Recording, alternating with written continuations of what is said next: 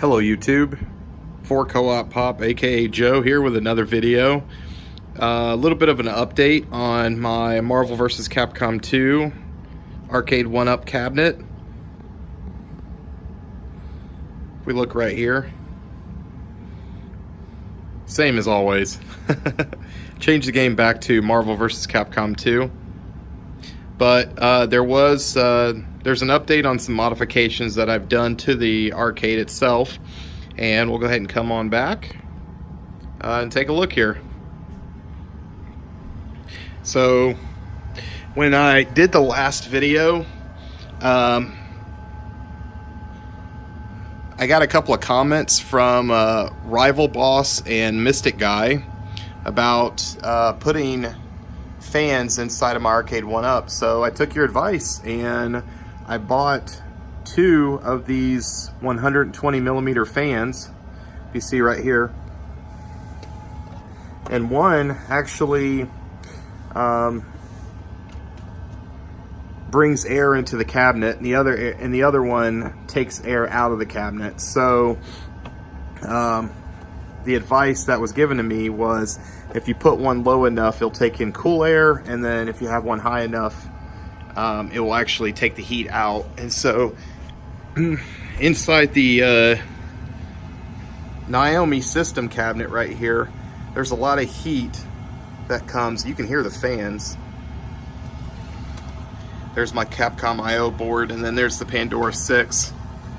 So the Pandora 6 isn't on because the harness I have connected, there's my ATS power supply, but the harness connected to the I/O board, I take that out and I plug it into the Pandora 6 for, you know, the 2,000 games that I have on that system set up. But if I want to play Marvel vs. Capcom or Capcom vs. SNK, like I do right now, I can plug that into the Capcom I/O board. I'm going to do another updated video talking about the configurations of the wiring. It is a bit confusing. It's a mess. It is, like I said on the previous video, it's intimidating to look at, but it's very easy. And let me see if I can get a shot of the buttons. Here's the shot of the buttons there. All the wiring, it looks like a mess there. And you can see where I was talking about, I placed two speakers for left and right in that view to play stereo sound. And there's my HAP joysticks, completely modified. Those normally can't fit into this type of unit, so you need either a Dremel or I wouldn't suggest doing what I did. I literally melted those on a burner in order to fit those.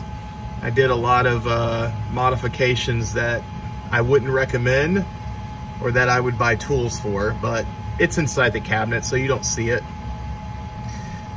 And there's a shot of the Naomi board there and the underside on my hookups.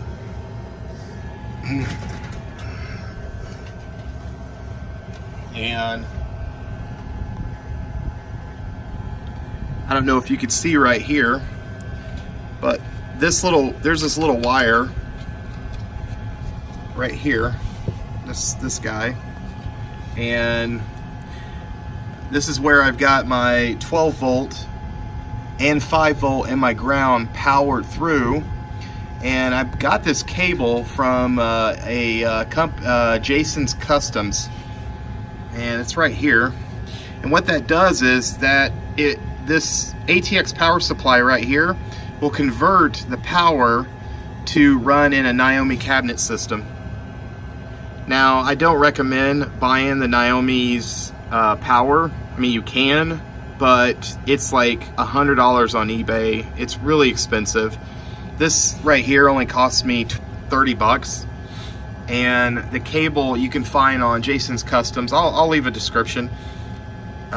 This one you can find for only $14.99, and very easily will convert the power Now this one you have to look online.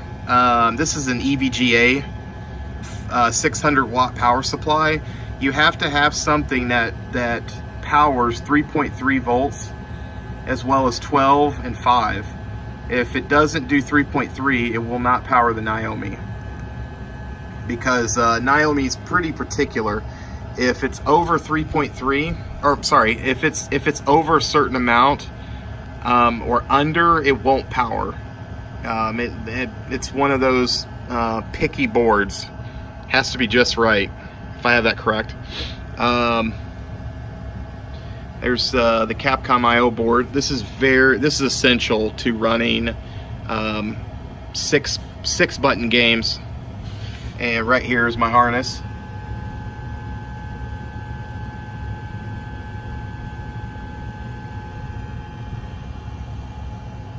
And right up above, like I said, I will go into more. I'll go into more in depth.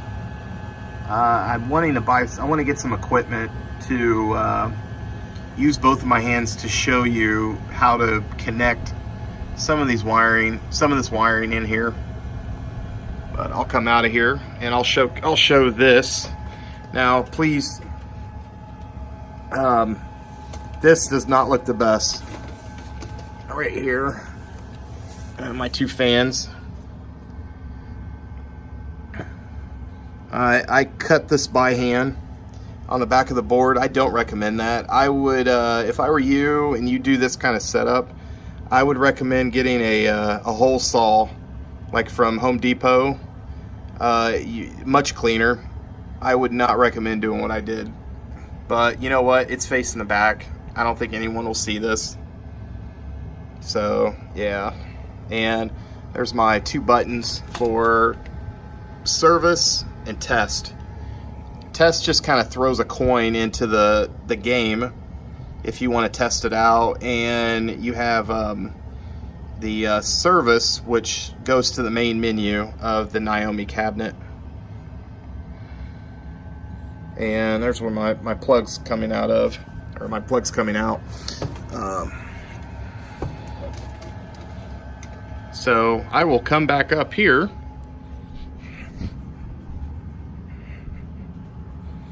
And there's my other arcade cabinet. I'll talk more about that one. Very interesting guy. I hope someday I can do a lit marquee like that one, because that one looks really nice. If you take a look at that. This is the arcade I dreamt up here. Very cool artwork.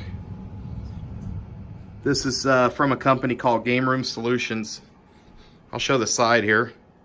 So all of this I custom made out of Photoshop. I sent the graphic artworks to Game Room Solutions, and they made this arcade. They made the arcade parts and sent them to me, and I put them together. Guy is running a Alienware Alpha. Perfect arcade for this, or sorry, perfect computer for this setup. I'm not a big fan of Raspberry Pi. I know most people use that as their setup. Not to say I don't like it, but there are things in the Raspberry Pi that kind of takes me out of the arcade experience. When there's a lot of the lettering that pops up on a Raspberry Pi, but you know, whatever makes you happy. And I will start this. Hold on, let me turn the sound on here.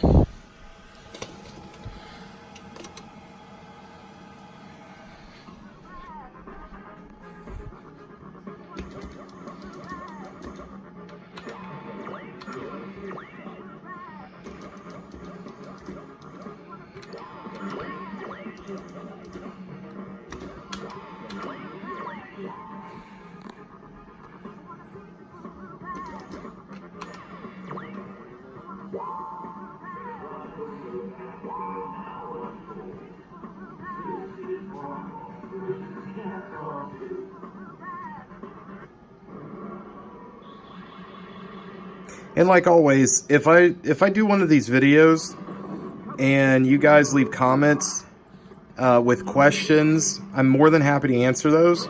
Also, I'm more than happy to take suggestions. So, you know, I'd like to give a big thanks out to Rival Boss and Mystic Guy for giving me the suggestion of putting the fans inside. Would have been terrible if my unit would have burnt out, because I thought putting holes on the back was enough ventilation. And I saw a bunch of arcade videos with people putting together cabinets, and you know, they have 3 or 4 fans inside of there, running the arcade 24 hours a day. Please forgive me, I'm terrible at this game one-handed. See if I...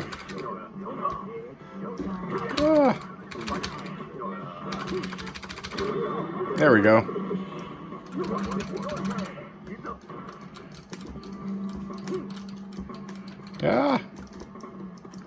And like always, thank you so much for your support and for watching. And if you have any questions, just leave a question and comment, and I will answer it as quickly as possible.